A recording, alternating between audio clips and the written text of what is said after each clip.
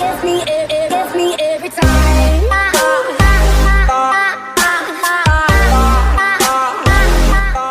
What is up, ladies and gentlemen, Prototype here. Welcome back to another Minecraft Pocket Edition video.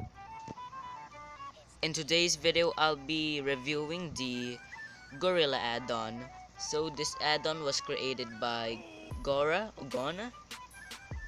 So if you want to check him out, I'll leave his Twitter link in the description. So the Gorilla add-on replaces creepers with gorillas. So they are tamed by melons. So gorilla eggs looks like this.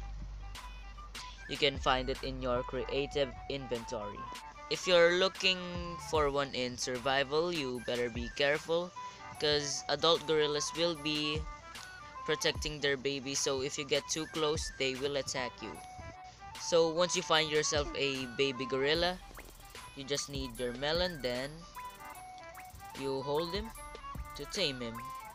If you want to accelerate his growth, just keep on feeding him. And there you go, we have a fully grown gorilla. Once you have a gorilla, you can make it sit and stand.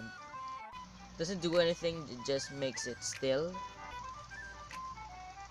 But yeah, once you have tamed a gorilla and it's now fully grown, it will protect you from hostile mobs such as spiders, zombies, skeletons, creepers, and every hostile mob. So as you can see, I'm gonna place a cave spider right here, and when I hit it, he's also gonna hurt it. So gorillas are really helpful because they will protect you from hostile mobs. So that's basically it for the gorilla add-on. Thanks for watching, and I'll see you all in the next video.